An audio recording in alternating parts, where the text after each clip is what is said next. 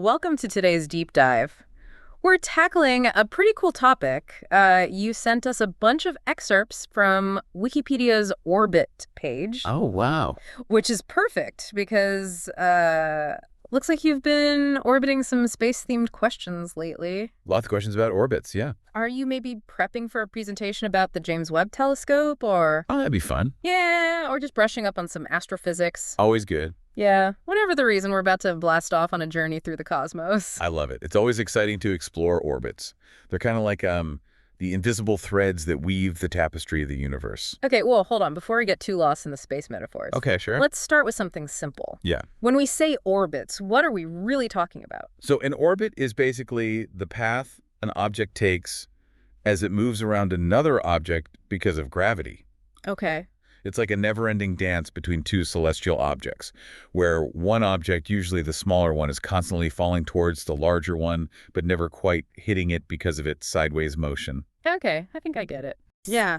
So it's not just planets going around a star like our solar system. No, not at all. It's way more than that. Okay. Moons orbit planets, satellites orbit Earth, and even those tiny pieces of space debris you hear about are technically in orbit around our planet. So it's like anything can orbit anything else as long as gravity is involved. Pretty much. And one of the coolest ways to understand how orbits work is through this thought experiment called Newton's cannonball. Okay, yeah, I've heard of that. Doesn't it have something to do with like a really powerful cannon? Exactly. Just imagine a cannon perched on top of a huge mountain. Okay. As the cannon fires a ball horizontally, gravity pulls it back down to Earth. Right. And the faster the cannonball, the farther it travels before hitting the ground. You got it. Now picture this. What if we just keep increasing the cannonball's speed? Eventually, it'll be going so fast that the Earth's curvature starts to fall away beneath it at the same rate the cannonball's falling. Wait, so instead of crashing into the Earth, the cannonball would start falling around it. Exactly. And that's how an orbit is formed. It's all thanks to the balance between gravity and the object's forward velocity. It's perpetually falling, but it never hits the ground. Wow, that's an amazing way to visualize it. So is that how satellites stay up there? They're just really, really fast cannonballs? That's a great way to think about it. Okay. Every satellite we launch into space is carefully placed at a speed and trajectory that lets it maintain a stable orbit. Okay, that makes sense. Yeah. But our sources also mention Kepler's laws as being crucial for understanding orbits. They are. Are we about to get a bit more technical? Let's dive in. Kepler's laws are basically like a set of rules that describe how objects move in orbits. Okay. Think of them as the choreography of the cosmos. Oh, I like that. So what's the first rule in this cosmic dance? Kepler's first law tells us that planets don't move in perfect circles around the sun. Their orbits are slightly oval-shaped, which we call elliptical. Okay. And the sun isn't in the dead center of that oval either. It sits off to the side at a point called the focus. So unlike those perfectly drawn orbits we see in textbooks, planets are constantly moving closer and farther from the sun throughout their orbit. You got it. There's a point where the planet is closest to the sun called perihelion, and a point where it's farthest away called aphelion. Perihelion and aphelion. Okay, I'm writing that down. Got to use those words. Space vocab to impress my friends. Yeah. What about Kepler's second law? Kepler's second law is all about speed. Imagine drawing a line from the sun to a planet. Okay. As the planet goes along its path, that line sweeps across an equal amount of area in equal amounts of time. So does that mean planets speed up and slow down during their orbit, depending on how far they are from the sun? You're catching on quickly. When a planet is closer to the sun, it moves faster to cover the same amount of area as when it's further away and moving slower. That makes sense. Yeah. Okay, so what's the grand finale? Kepler's third law. This one's a little more mathematical, but I'll try to keep it simple. Kepler discovered this cool relationship between a planet's distance from the sun and the time it takes to complete one orbit, its orbital period. Okay. The further out a planet is, the longer its year. Okay. And it's not random. There's a specific formula he figured out that connects those two things. So if we know how long it takes a planet to orbit a star, we can calculate how far away it is. Exactly. And what's even more incredible is that Kepler's laws, discovered centuries ago, are still used today to predict the movements of planets' moons and even those distant exoplanets discovered by the James Webb Telescope. Now that you mention the James Webb Telescope, I bet those observations rely heavily on Kepler's laws to track those distant worlds. Oh, absolutely. It's amazing how these centuries-old principles are still so relevant today. Absolutely. But it's important to remember that while Kepler's laws are a great framework for understanding orbits, the universe isn't always so neat and tidy. Okay. There are other factors that can influence an object's orbit, making things a bit more complex. Okay, I'm all ears. Hmm. I'm ready to dive into some of the messier aspects of orbits. Let's unpack those in the next part. You know those perfectly elliptical orbits we talk about? Yeah. They're kind of a simplification. Okay. In reality, things get more interesting and messier. Like planets, they aren't perfectly round. Right. They bulge a bit at the equator Exactly. because of their spin. Yeah, that slight bulge, what we call obliteness, it affects the planet's gravitational pull. Oh. So it's not uniform. And that can cause some slight deviations from those ideal elliptical orbits. So even the planet's shape can nudge things off course. Exactly. And then there's the influence of other objects Oh, yeah. in the neighborhood gravitationally. Right, like how the moon's gravity affects the Earth. That's a perfect example. Yeah. Our moon, along with all the other planets in our solar system, they all create these subtle gravitational tugs that can cause wobbles and perturbations in Earth's orbit. So it's not just a simple two-body dance between the Earth and the sun. No, it's more like a cosmic tug-of-war. It's a party. Lots of forces pulling and pushing. Mm. And it's not just planets and moons. Even things like light radiation and solar wind, those streams of charged particles from the sun, Yeah. those can affect the orbits of smaller objects like asteroids. Okay. It's like a constant breeze nudging them off course. So the orbits we see in textbooks, those are really just simplified versions. Exactly. The real universe is so much more dynamic and complex. Wow. It's mind-boggling to think about all those forces. Our sources also mentioned strange orbits. Oh, yes. Those that go beyond those simple ellipses. Those are the real head scratchers. Mathematicians have actually discovered orbits that take the shape of a figure eight. Whoa. Hold on. How is that even possible? It comes down to a very specific balance of gravitational forces between multiple objects. Okay. It's a delicate balancing act. Even a tiny nudge can throw the whole system off. So are these figure-eight orbits just mathematical curiosities, or could they actually exist? That's a great question. They're super rare and unstable, Okay. but it's not impossible they could exist somewhere out there. Right. And there's another strange orbit called the cuboctahedron orbit. A cuboctahedron orbit. That sounds like something out of Star Trek. It does, doesn't it? Yeah. Okay, so picture a cuboctahedron, 6 square faces and 8 triangular faces. Okay, I'm picturing it. Now imagine 12 objects moving along the edges of that shape in this crazy pattern of 4 interlocking orbits. Wow, that's a lot. It's like a cosmic ballet with some Yeah. really complex choreography. And these strange orbits, even though they're rare and unstable, they show us just how intricate and unexpected orbital dynamics can be. Yeah, it's a good reminder that we're always learning and discovering new things Absolutely. about the cosmos. Yeah. But before we get too lost in the theoretical stuff, our sources also talk about the history of how we came to understand orbits. Oh, yeah. And it sounds like it wasn't always so clear-cut. Oh, definitely not. Early astronomers struggled for centuries to make sense of how the planets moved across the sky. Like the celestial spheres, right? Exactly. The Yeah. ancient Greeks, they had this idea of invisible crystalline spheres carrying the stars and planets around the Earth. Yeah. It was a beautiful model, but it didn't quite match up with what they were seeing. It's so interesting how they tried to fit what they saw into their understanding of the universe. Yeah, then came Ptolemy, who added this whole other layer of complexity with things called epicycles. Heptacycles, what are those? Imagine a planet moving in a small circle, Okay. while the center of that circle is moving along a larger circle around the Earth. So a mini orbit within a bigger orbit? Sounds pretty complicated. It was. But surprisingly, it worked okay for predicting the positions of planets. Wow.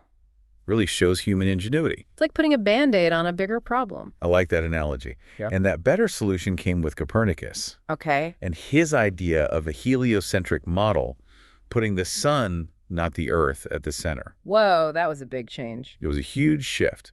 Although Copernicus still held on to the idea of perfect circular orbits, he even used some epicycles to fine-tune his model. So it wasn't until Kepler came along that we really figured out planetary motion? You got it. Kepler was the one who finally ditched those perfect circles and went with elliptical orbits. Okay. And from that, his 3 laws of planetary motion, they emerged. Right, providing a much better description of how planets move around the sun. Exactly. And then came Newton, who solidified everything with his law of universal gravitation. Oh, yeah. He showed that gravity is this invisible force that controls everything in the universe. Wow. From apples falling from trees to planets orbiting stars. It's incredible how everything is connected by gravity. It is. But even with Newton's work, there were still some things that his theory couldn't quite explain. Really? Like what? Well, astronomers noticed that Mercury's orbit, the closest planet to the sun, Yeah. is precessing a tiny bit faster than Newton's theory predicted. So Newton's theory wasn't perfect. It was an awesome theory, but it had limits. Hmm. It took Einstein and his theory of general relativity to really explain those little discrepancies. Einstein. Now we're talking. Right. Einstein changed how we understand gravity by saying that it's not a force, but a curvature of space-time. Okay. Imagine a bowling ball on a trampoline. Okay. It creates a dip, right? Yeah. Well, Einstein said massive objects like the sun, they warp space-time around them, Okay. like that bowling ball. I'm with you. And planets, they're not really being pulled by the sun's gravity. They're just following those curves in space-time. So instead of being pulled, they're rolling. That's a cool way to think about it. It is. Yeah. And because Mercury's so close to the sun, it experiences a stronger warping of space-time, Okay. which explains that little discrepancy in its orbit. So Einstein's theory cleared up that mystery, but do we really need to use it for everyday calculations? Good question. For most calculations, even for planning space missions, Newton's laws are usually good enough. Okay, good to know. They're simpler and still pretty accurate. I'm guessing, though, when we start talking about black holes or the expanding universe, we need Einstein. You got it. But Yeah. let's step back to Earth now and talk about something more practical, the different types of orbits used for satellites. Yeah, those orbital highways above our heads. Exactly. I'm ready to learn about those. What are the main types? Well, it depends on the satellite's purpose. Okay. It's placed into a specific orbit that works best for its mission. So it's not just random. Definitely not. Yeah. There's a system to it.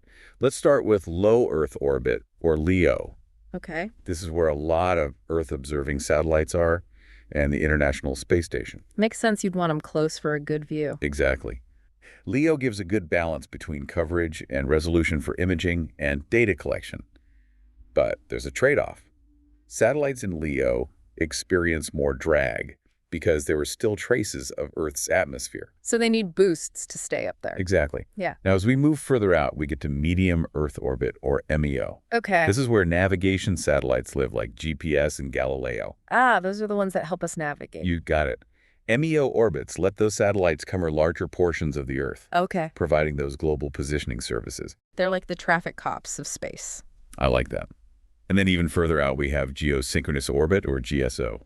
This is where they stay in the same spot above the Earth, right? You're right. They orbit at a specific distance where their orbital period matches Earth's rotation. Okay. So they appear to stay fixed over a point on the surface. Perfect for communication satellites. Exactly. And weather monitoring. Geosynchronous satellites provide continuous coverage of a specific region, perfect for broadcasting signals or tracking weather patterns. So from TV shows to hurricanes. It all comes down to those orbital mechanics. Wow. It's amazing to think how far we've come from those early astronomers just looking at the stars. It really is a remarkable journey. It is. And it's still going. Speaking of which, what does the future hold for orbital mechanics? What's next? That is a great question.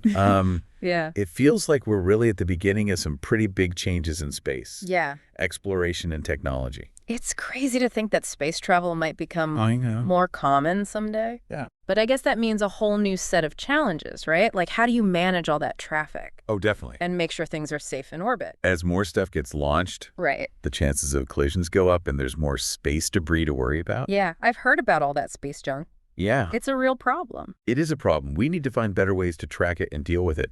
Maybe using orbital mechanics to, like, design missions to clean it up. Oh, wow. Or even satellites that can destroy themselves safely at the end of their life. So they don't become space junk. Right. Those are really interesting ideas. So orbital mechanics is going to be super important for making space exploration sustainable. It is.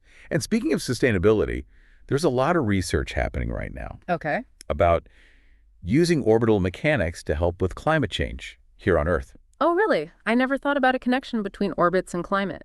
Yeah, well, for example, scientists are looking into putting giant sunshades in specific orbits to reflect sunlight away from Earth.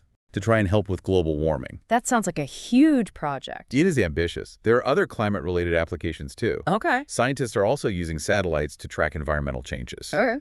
Deforestation's measuring greenhouse gases really precisely. Oh, wow.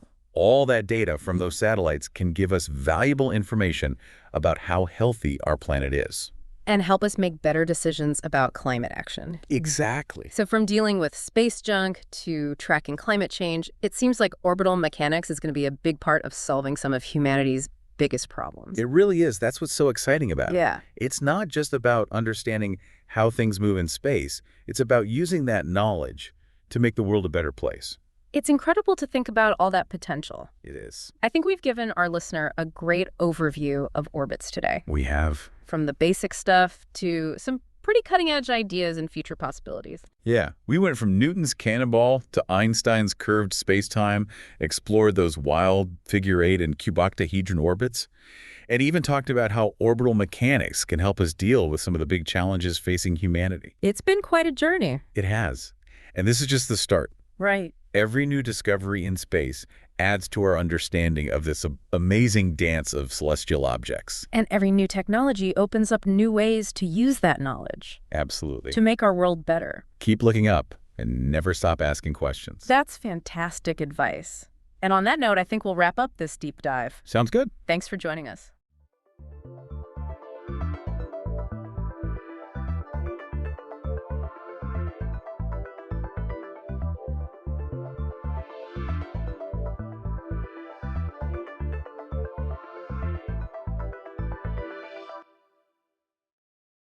All right, so get ready, because we're diving deep into ancient Athens. Like, way back, right after the Peloponnesian War. A tumultuous period for sure. Big time. And it Yeah. gave rise to, well, the infamous 30 Tyrants. Oh, yeah, those guys. So we're using excerpts from their Wikipedia entry. Okay. And we're going to unpack, who were they, how did they come to power, and what impact did they have on Athens? Should be interesting. Executions, exiles, Oh, wow. even a surprising connection to Socrates, the philosopher. No way. I didn't know that. Yeah. So buckle up. It's often overlooked that this wasn't like, just some sudden power grab Right. out of nowhere. Yeah. To understand the 30, you have to kind of first understand like the context of it all. Imagine Athens. Okay. Once this proud, empire, Right. now utterly defeated by Sparta. So they're licking their wounds, just trying to figure out what's next. Exactly. Sparta, though, even though they're victorious, they don't want to completely obliterate Athens. They see its value. Right. But they demand a change in government as a condition of peace. Oh, okay. This ignites fierce debate within Athens about Right. what this new order should even look like. Oh, this seemingly minor detail would have massive consequences, huh? Oh, yeah, absolutely. You have, this favoring oligarchy, Right. essentially rule by a select few, often the wealthy elite.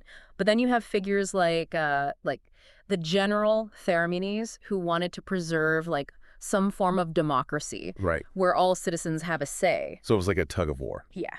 And this deadlock basically creates the perfect, opening for Sparta to intervene. Even more forcefully. More forcefully. And that's where our 30 Tyrants come in. Precisely. Sparta, seeing all this struggle going on, demands that Athens appoint a council of 30 men.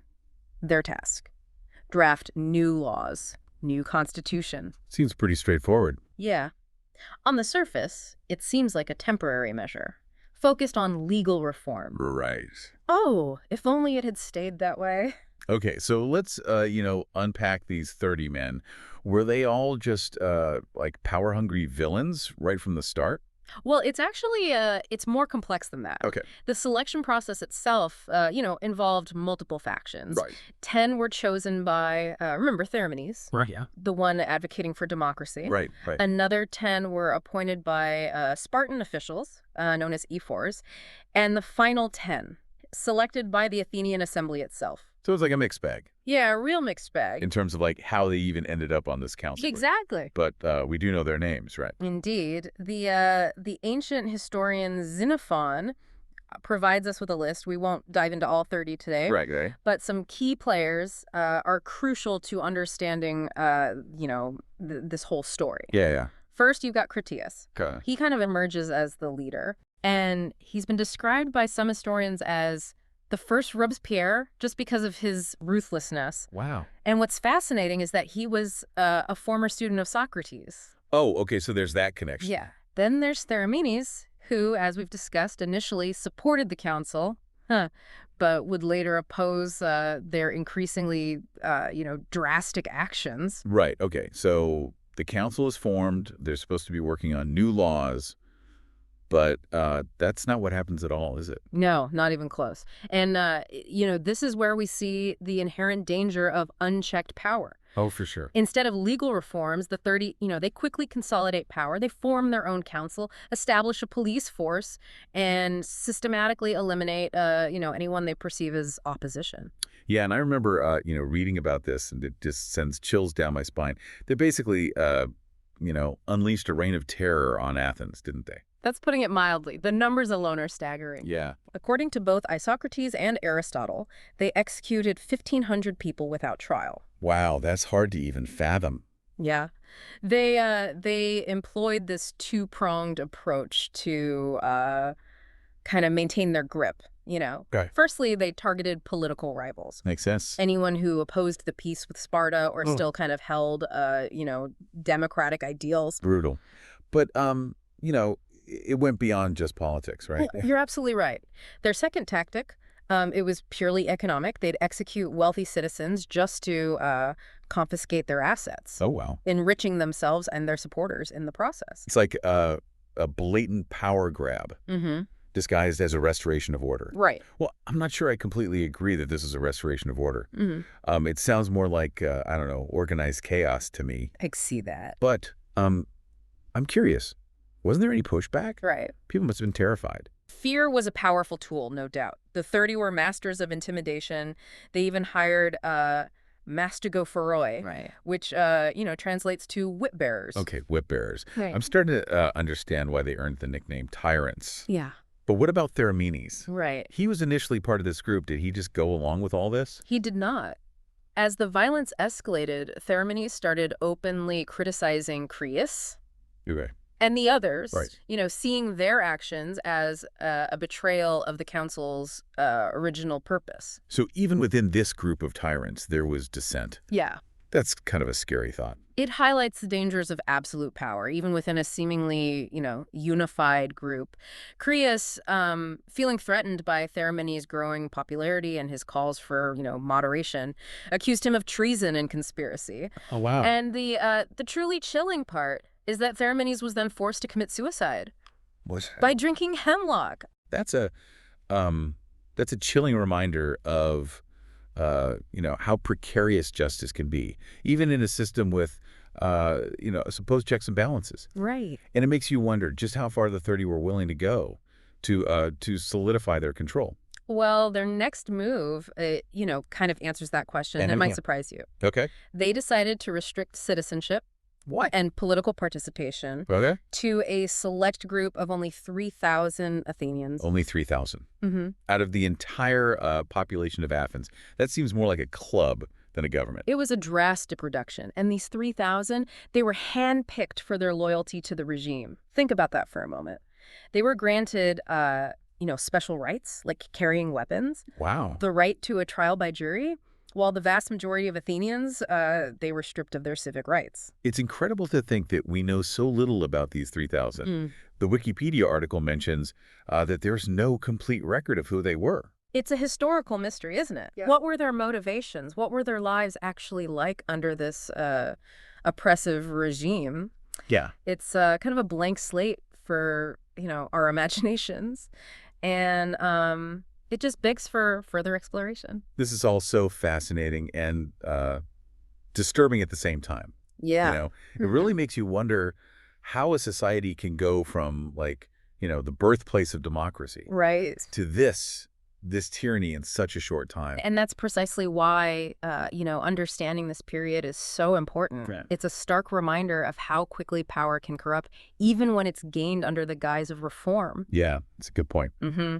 It's tempting to just label the 30 tyrants as villains and be done with it. Right. But history is rarely that simple. Yeah. They were also products of their time. Okay. The Peloponnesian War had left Athens, deeply divided and traumatized, Right. creating fertile ground for extreme ideologies. So you're saying their rise to power was more than just a power grab? There were, deeper factors at play. Precisely.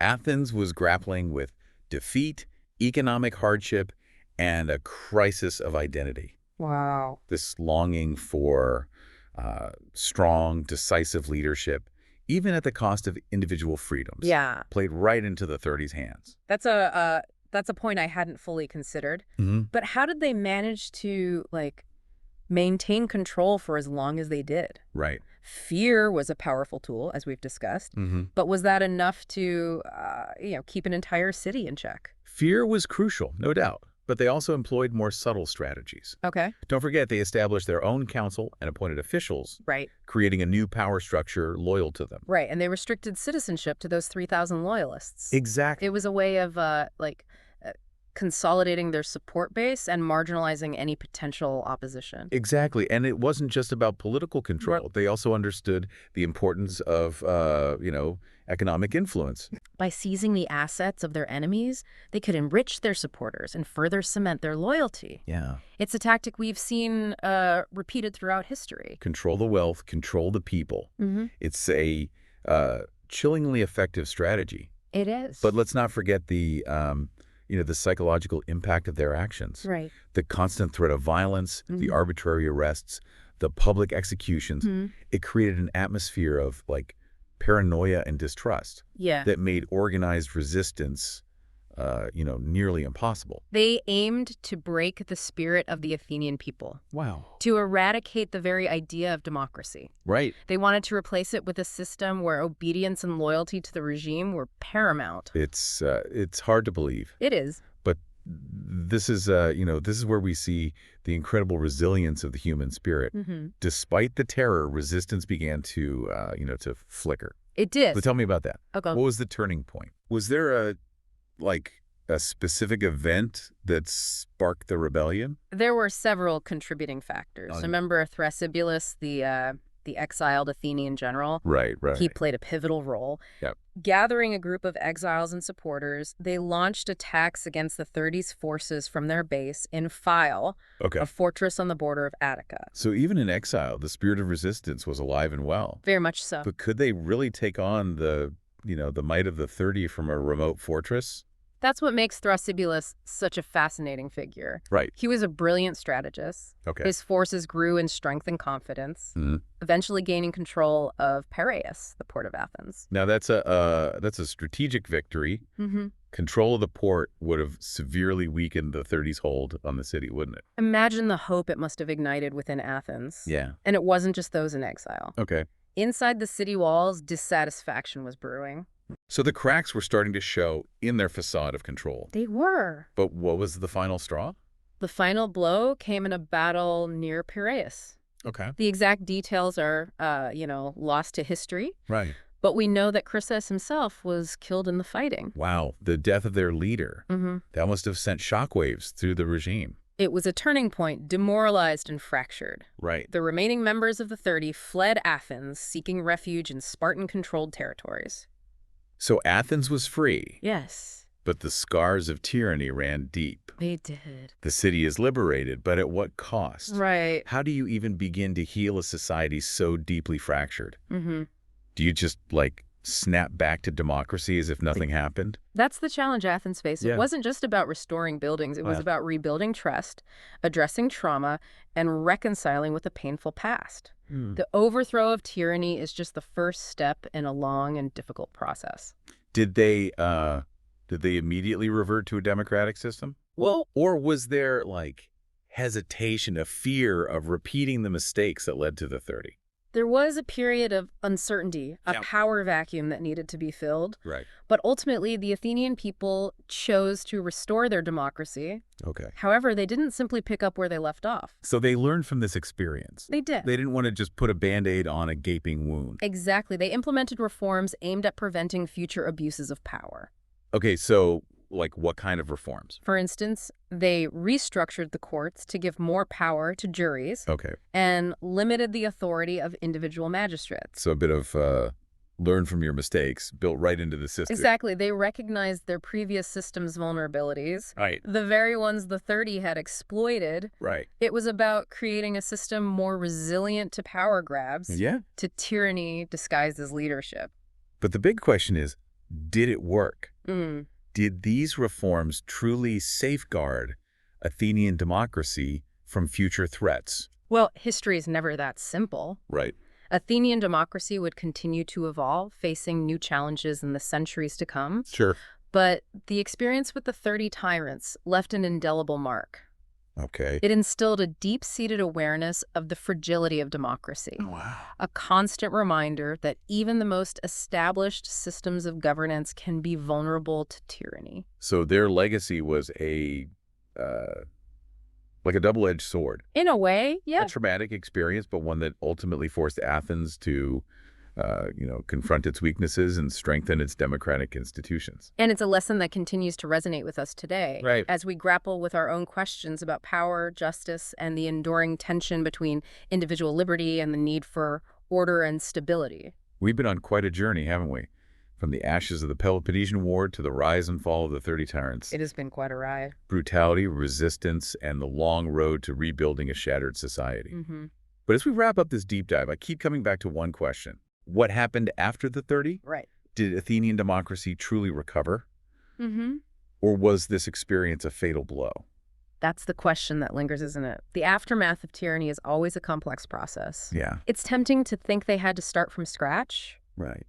But remember, Athenian democracy wasn't some, new invention. It had existed for over a century before the war. So they had a foundation, I guess a they... shared memory of democratic principles to draw upon. Mm-hmm.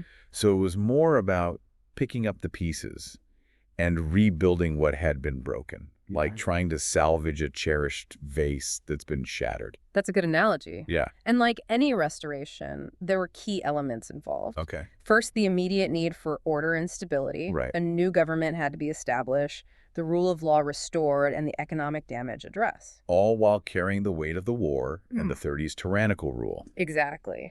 And remarkably, they chose to return to a democratic system. Mm-hmm. Wasn't there a temptation to try something else? Mm-hmm. Something that might prevent such a dramatic slide into tyranny again? You would think so, wouldn't you? And there were voices advocating for other forms of government. Like what? Perhaps an oligarchy with more checks and balances, or even a limited monarchy. Interesting. But in the end, the Athenian people doubled down on democracy. Okay, but not exactly the same democracy, though, right? Right, not exactly. So that's where the rebuilding gets even more interesting. What kind of changes did they make? They implemented reforms specifically designed to prevent future abuses of power. Yeah, give me some examples. For example, they restructured the court system, giving more power to juries, and they placed limits on the power of individual magistrates.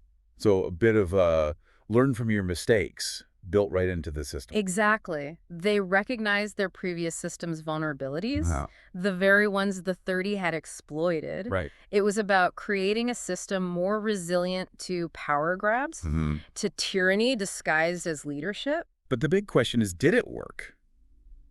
Did these reforms truly safeguard Athenian democracy from future threats? It feels like history has a way of repeating itself, no matter how hard we try to learn from the past. History is rarely so neat and tidy. Athenian democracy would continue to evolve, facing new challenges in the centuries to come. Of course. But the shadow of the 30 tyrants loomed large. Yeah. It instilled a deep awareness of democracy's fragility, Right. a constant reminder that no system, however established, is immune to tyranny. So their reign, though brief, casts a very long shadow, almost like a ghost, haunting the halls of Athenian democracy. That's a powerful image, and it fostered a culture of vigilance, a willingness to defend their democratic institutions against any perceived threat. So the 30 tyrants, in a way, became a cautionary tale woven into the fabric of Athenian political life. Precisely. It's a reminder that sometimes the darkest chapters can lead to profound change. Not because those chapters are good, but because they force us to confront uncomfortable truths. Precisely. And that's the lesson that continues to resonate with us today, isn't it? We've seen firsthand how quickly democracies can erode, Yeah, sure. how fragile they are in the face of authoritarianism and extremism.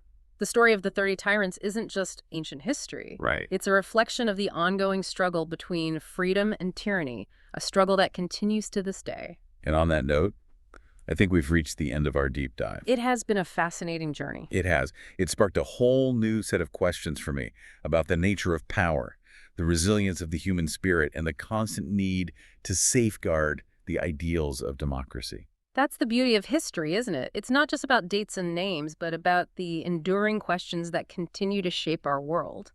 And if this deep dive has ignited your curiosity, I encourage you to explore further. Yeah. Delve deeper into the history of ancient Athens, read the works of philosophers like Plato and Xenophon, and consider how their insights continue to inform our understanding of democracy and tyranny today. It's been a truly thought-provoking journey, and I want to thank you and all of our listeners for joining us. We'll be back soon with another deep dive into a fascinating topic. Until then, stay curious, stay engaged, and never stop questioning the world around you.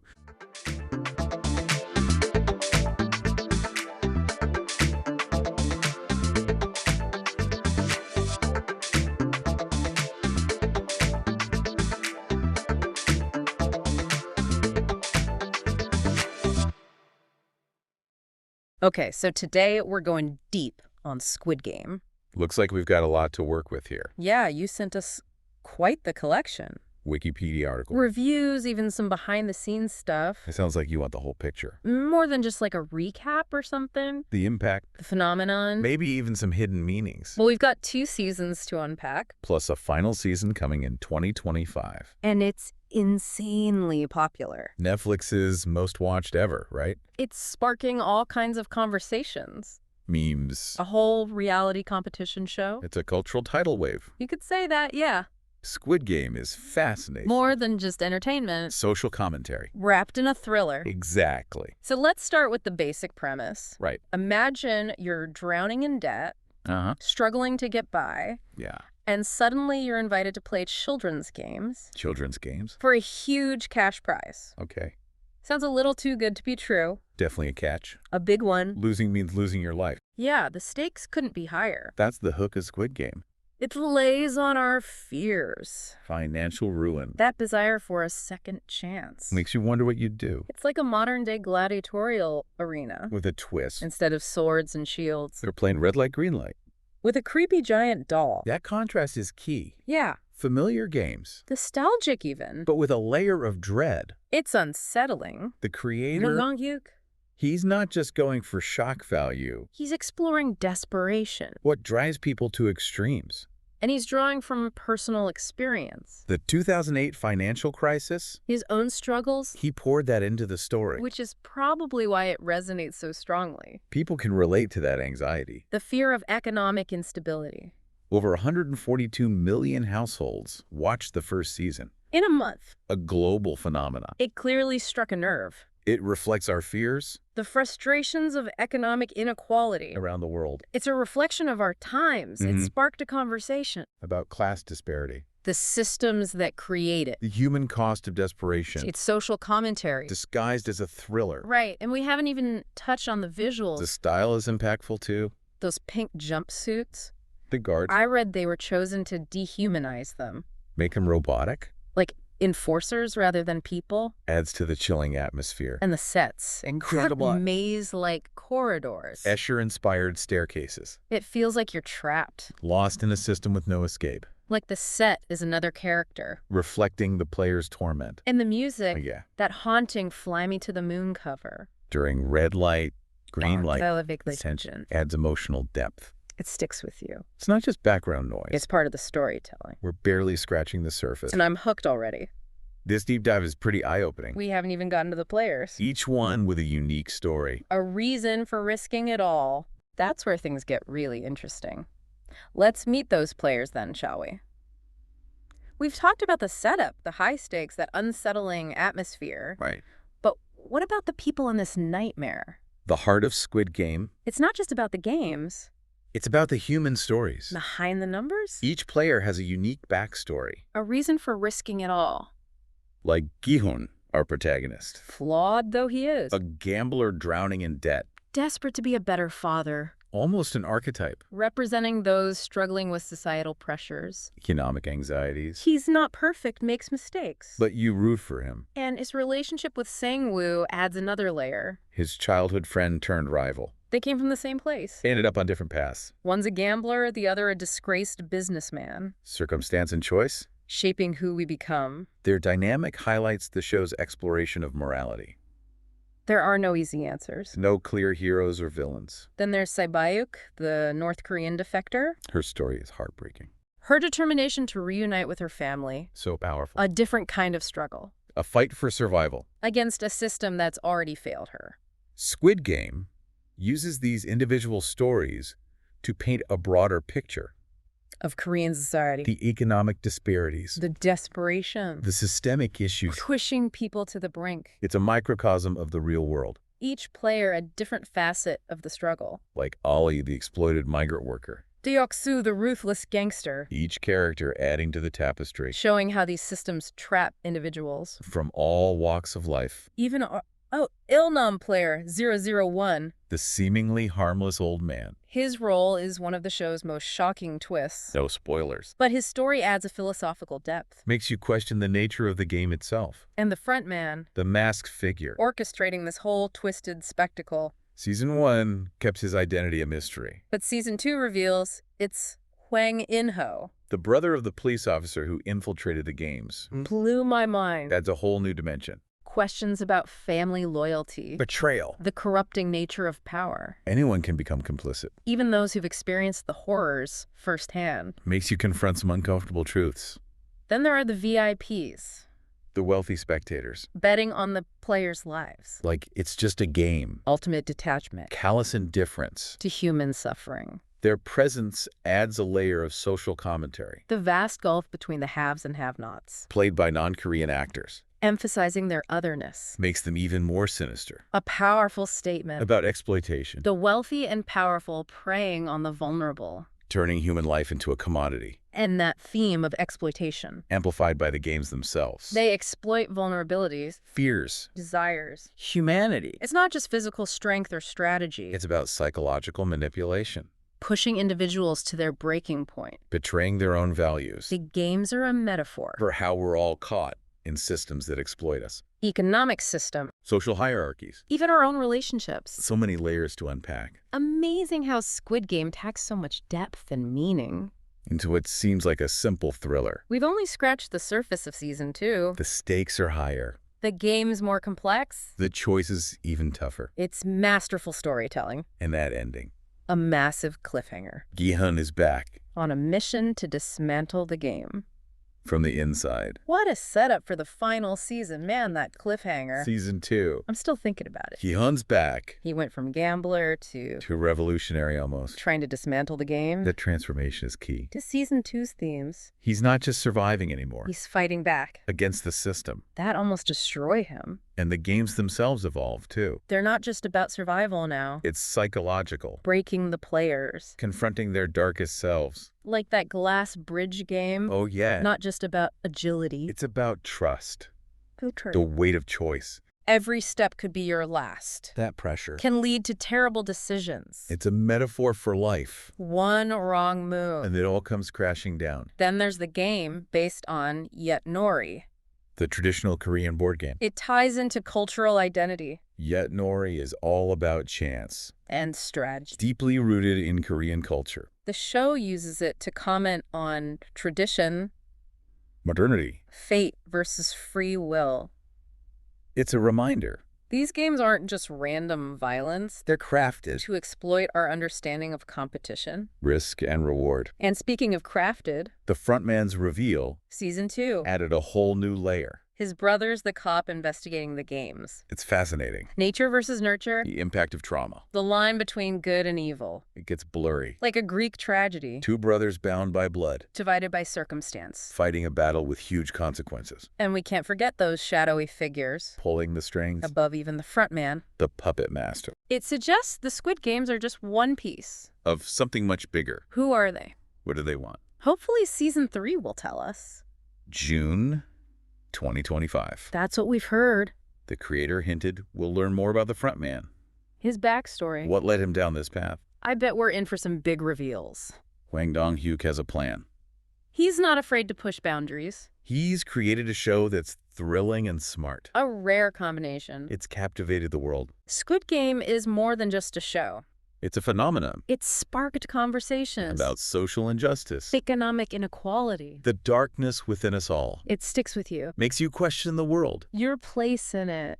That's great storytelling. It challenges us. Provokes us. Leaves us with more questions than answers. Exactly. We can't wait for the final chapter. Gihun's fate. Will he bring down the games? And at what cost? Something to think about. As we wrap up this deep dive, Thanks for joining us. it's been a journey.